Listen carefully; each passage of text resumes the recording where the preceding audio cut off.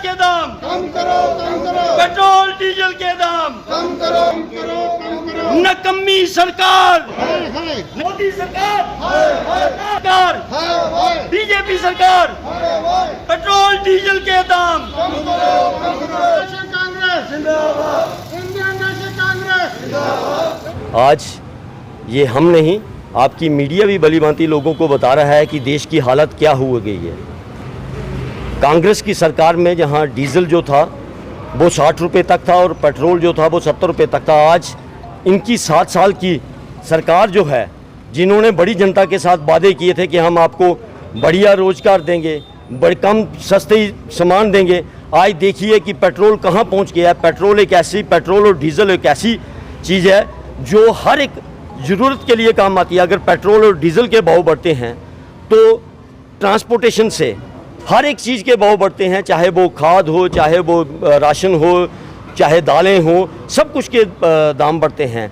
आज कांग्रेस पार्टी जो है वो हिंदुस्तान में हर डिस्ट्रिक्ट में, हर ब्लॉक में, हर राज्य में एक प्रोटेस्ट कर रही है कि जो भारतीय जनता पार्टी की जो झूठी सरकार है, जिन्होंने लोगों को बरगला कर बताया था कि हम आपके लिए अच्छे अच्छे सपने दिखाए थे, आज देश की हालत ये है कि कुकिंग गैस, रसोई गैस जो एक गृहस्थी की चलाने के लिए सबसे अहम पार्ट है, आज वो 450 का अगर कांग्रेस की सरकार में था, आज वो 900 के करीब मिल रहा है। लोगों का जीना दुश्वार हो गया है, पेट्रोल 100 के पार चला गया है, डीजल जो है वो 90 के करीब पहुंच गया है। तो आज कांग्रेस का पूरे देश में ये विरोध है इस सरकार के खिलाफ कि ये अंधी बहरी सरकार जागे। और लोगों से हम अपील करते हैं कि ऐसी सरकार को, अब आपके हाथ में मौका है, अब आपके हाथ में बटन है, ऐसी सरकार को भगाइए और अच्छे चुनी हुई सरकार को देश में लाइए, जिससे ये देश की हालत सुधरे। इनकी वजह से देश की हालत बहुत खराब है। पिछले 3 से 4 महीने तक जो है टोल प्लाजा का मुद्दा जो है वो बड़ा ज़्यादा गरमाया हुआ था कटरा, उसको लेकर कांग्रेस के द्वारा या कांग्रेस के किसी भी युवा नेता या किसी भी नेता के द्वारा प्रोटेस्ट नहीं किया गया, उसके हल के लिए कोई भी सामने नहीं आया, क्या कारण था? मैं आपको आपके माध्यम से ये कहना चाहता हूँ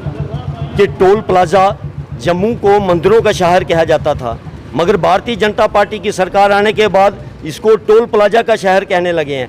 अब इसको शराब की दुकानों का शहर कहने लगे हैं। आपने देखा कि गली गली मोहल्ले मोहल्ले में पहले एक गाइडलाइन होती थी कि जिसने भी वाइन शॉप खोलनी है वो मंदिर या स्कूल से कितनी डिस्टेंस की दूरी पे बनती थी। आज मंदिर के पास शराब की दुकान खुल रही है, आज स्कूल के पास शराब की दुकान खुल रही है। आपको मैं ये बताना चाहता हूँ कि टोल प्लाजा के मुद्दे में कांग्रेस के हर साथी ने, जो यहाँ की टीम बनी हुई थी, उसके साथ पूरा कोऑपरेट किया। हमारे काउंसलर, हमारे साथी वहाँ पे हर मुद्दे पे चले। प्रोटेस्ट करने की जहाँ ज़रूरत आई, हमारी कमेटी ने एक फ़ैसला किया था, अगर ज़रूरत पड़ेगी प्रोटेस्ट करने की तो हम प्रोटेस्ट करेंगे।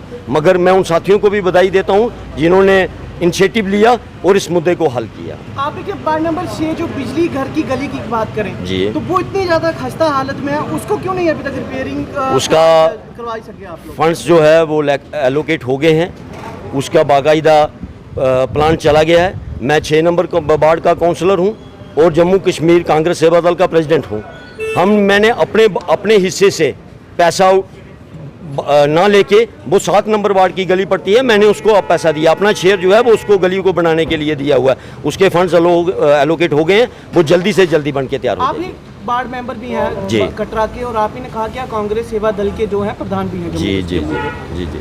आपके द्वारा आज तक जो नगर कटरा की म्युनिसिपैलिटी की बिल्डिंग जो नहीं बनाई गई थी, उसको सुचारू करने के लिए अभी तक कोई भी सहयोग या आप लोग सामने क्यों नहीं आ पाए, क्या कारण रहा? देखिए, बीइंग ए काउंसलर हमारी तरफ से जो एफर्ट्स हो सकते थे वो हमने किए।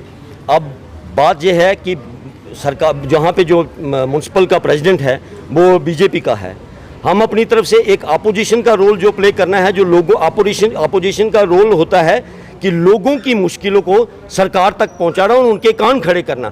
अब वो जो आपने शॉपिंग कम्प्लेक्स की बात की है, बिल्डिंग की बात की है, उसके दाम उस लेवल पे रखे हुए हैं, चाहे वो डायरेक्टर लोकल बॉडी हो, वहाँ पे लोकल इन्वॉल्वमेंट को बिल्कुल भी नहीं सुना जाता और काउंसलर को भी नहीं सुना जाता। उसके दाम उस लेवल पे रखे हुए हैं कि वो बिल्डिंग दुकानें कोई ले ही नहीं रहा है, तो वो कैसे चलेगी? निर्णय लेना या कार्य करना जरूरी नहीं समझा इसके ऊपर? एज ए अपोजिशन में बैठ के हमने जो भी काम था म्यूनसिपल कमेटी का जो हमारा दायित्व बनता था हमने वो पूरा अदा किया। अब उसके दाम जो हैं उसको जो भी वैल्यू उसकी प्राइस रखी गई थी दुकानों की उसको पूरा फिर से बनाया जा रहा है कि उसको कम रेट पे करके उसकी टेंडरिंग की जाए। सर ऐसा है कि मैं आपको बताना चाहता हूँ, अभी डिप्टी कमिश्नर सर थोड़े दिन पहले PWD गेस्ट हाउस में हमारी मीटिंग हुई थी। उस मीटिंग में मैंने बड़े स्ट्रांगली उनको कहा कि कटरा के कुछ एरियाज़ को लोकेट करके वहाँ पे जो यात्री बाहर से टूरिस्ट आ रहे हैं उनके लिए ढाबाज वगैरह को खोले जाएं। और ड्राई फ्रूट के लिए मैंने कहा था कि ड्राई फ्रूट वालों का आगे ही बड़ा नुकसान हुआ है, यहाँ पे यात्री का ही क्राउड रहता है, बाकी कहो कि पब्लिक आम पब्लिक नहीं जाती। तो ड्राई फ्रूट को ओपन किया जाए क्योंकि यात्री जो आते हैं उनको प्रसाद वगैरह लेना होता है। और ढाबे के रेस्टोरेंट के लिए हमने कहा था और उसका टाइमिंग बढ़ाने के लिए भी कहा था। मगर मैं आपको फिर कहता हूँ कि हम बड़े मुश्किल दौर से गुजरे हैं। जैसे आज का ही प्रोग्राम है, हमने उस प्रोग्राम को कोविड की गाइडलाइन के SOP के तहत ही किया है, इसीलिए हमने ज़्यादा क्राउड को नहीं बुलाया। तो इस मुश्किल दौर से गुजरने के बाद हमारा भी जिम्मेवारी बनती है कि हम उस तरीके से इसको करें, आहिस्ता आहिस्ता आहिस्ता खोलें, जिससे कि कल को दिक्कत ना हो, फिर कोविड की प्रॉब्लम ना हो कि कटरा एक मेन स्टेशन है। इसलिए हमको उनको भी फॉलो करना है और यात्री की फैसिलिटी को भी ध्यान में रखना है। Thank you.